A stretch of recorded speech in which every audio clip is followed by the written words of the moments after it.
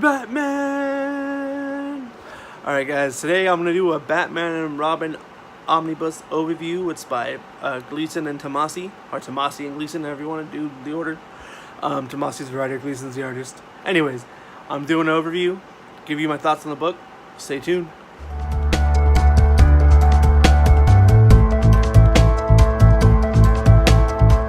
Record.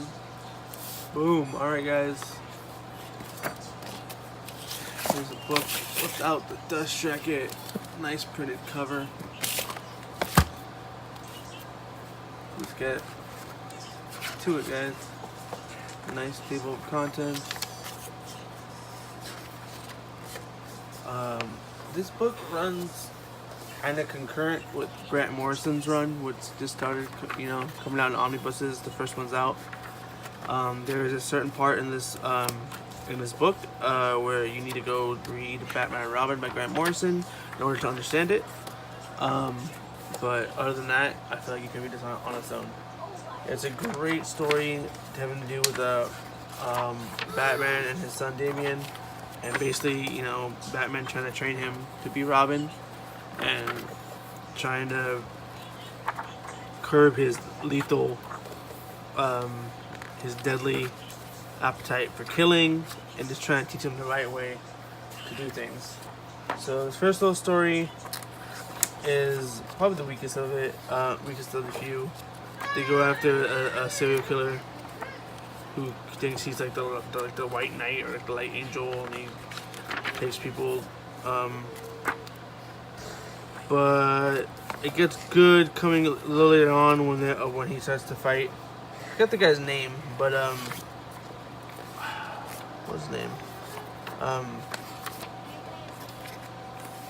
He faces this guy, and this guy, I don't know, you don't even know his name. He basically appeals to Damian's sense of killing. Here he is outside of his costume, but he basically and here he is in costume. He takes Damian under his wing, and it seems like he's gonna betray his father and just go back to the ways of the League of Assassins. And it's a really, really good story. If you like the relationship between Damian and Bruce, you'll definitely enjoy this story because it's emotional. Here he is taking Damian, and Damian basically, plays coy with him and says he's on his side. And there's a lot of surprises in the story, but it's definitely really good character work. So if you ever wanted to like a good character book for for Batman and Robin, this is definitely it. It's super emotional, which leads up to the gut punching finale of their fight. The action is great. You can't beat Gleason art, man. I love Gleason art.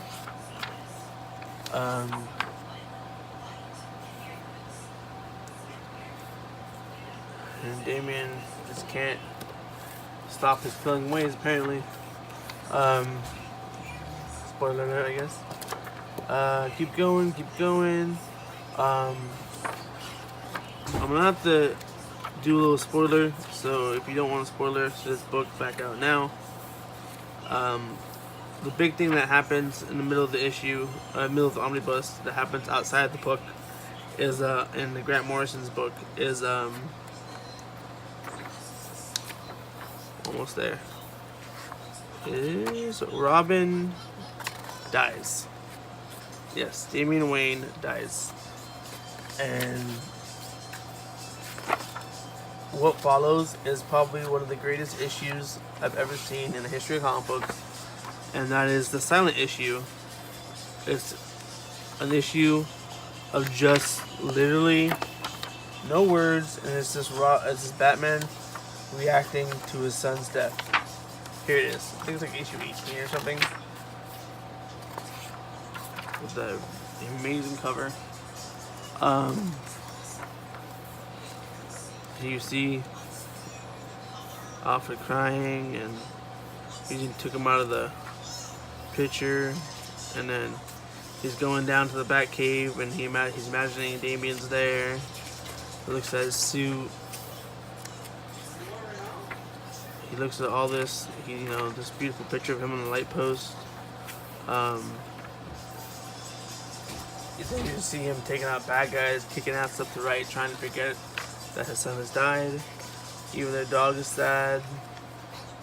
I think the only words is a nice touching letter that he wrote his father.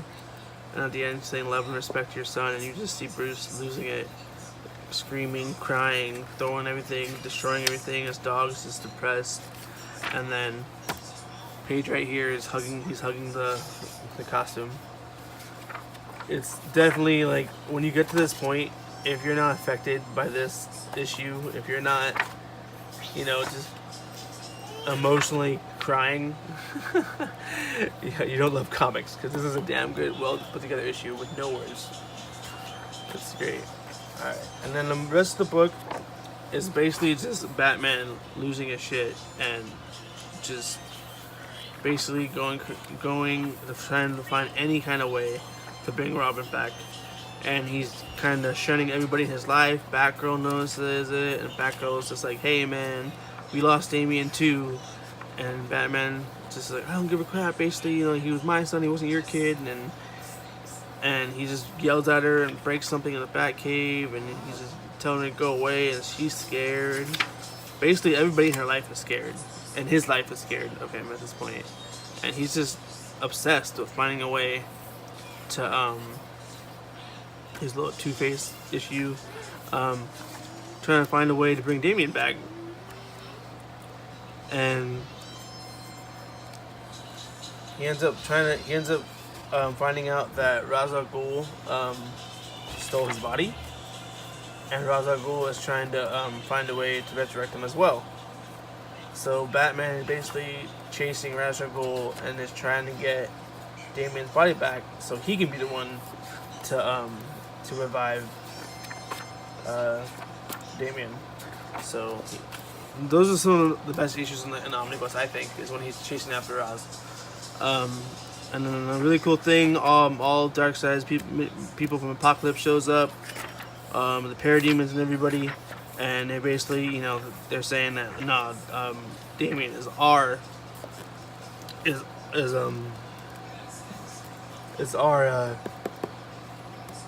body, we're taking him. And so Batman, who was chasing after Ra's al Ghul, ends up teaming up with them and team up. And what happens is they end up taking the body, and Batman gives no crap. He tells Justice League, like, dude, I'm going. I don't care what you guys say. I am going to Apocalypse. I'm going after Darkseid. I'm going after everybody, and I'm getting my son back. And he basically just tricks them all, goes after, gets his freaking Hellbat armor, and he's gonna go by himself. But nah, the Bat family has his back. Red Hood, Tim Drake, Jason Todd, Red Hood, Tim Drake, and Batgirl have his back. They all dress and put R's on their suits, and they all go in after him with him to Apocalypse, because they ain't letting Bruce go by himself.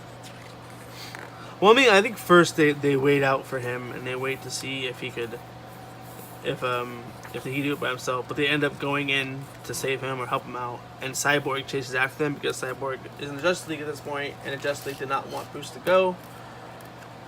And what ensues is one of the coolest endings to a book ever, I think. In my opinion, freaking Batman in his awesome ass Hellbat armor, Hell armor, whatever he calls it, goes one-on-one with Darkseid. How awesome is that? Like, seriously, like, Batman can't go toe-to-toe with Darkseid by himself, obviously, because, he's human, Darkseid's God. But with this armor, he holds his own, and he takes the fight to Darkseid, and it is one epic-ass fight. Look at this Darkseid jumping, just straight on his face and stepping down and taking his armor apart. It's just, if you like good fights in comics, this is epic stuff, man. And of course, happy ending towards the end. This has been out for a while. Super Sons is still coming out, full miniseries. Damian's alive. So yeah, Damian comes back. They follow him. They follow back to Gotham, and they whoop his ass. And everyone's happy. And it's a really good story, man. It's just a really good father and son book. And if you really like Damian, if you really like Bruce, you're gonna love it. If you don't like Damian, you might not love it. But Damian is great in this. I feel like even the people who don't like Damian Wayne will learn to appreciate him, I feel. And then, and when he comes back, he has a little extra powers. So they take him out to like a thing where they set something up for him so that he can go fight and use all his powers up. And it's pretty funny. This is a nice little nod to the silent issue. You see he fixed the picture, and he actually is going down the pole with him, and you see everything's just, and the dog's happy now, and so it's a nice little call back to that sad issue. And you see Batman's actually smiling. I think what he said here says like, "Are you smiling?" And he's like, "Yeah, I am." So yeah, this is the part I was telling you about. They set up like a little thing for Robin to like get his powers gone, and it's pretty cool. It's pretty funny to find out how they set it up for him, because Robin thought he was a badass and he saved the day. So if you guys are looking for a great father and son story, a great emotional Batman that he just puts his heart on his shoulders, on his sleeve, and he gets shit done when what happens with Damian. This is a great book to get. Here are the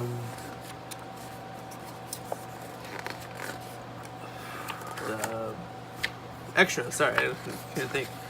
You got a cover gallery. You got the Lego. You got the Darren Cook, Rest in Peace, man. I love Darren Cook art. If you guys have not read New Frontier, go and do so now.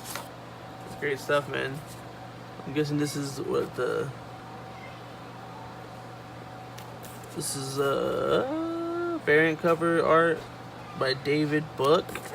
This is by Emmanuel Lupacino.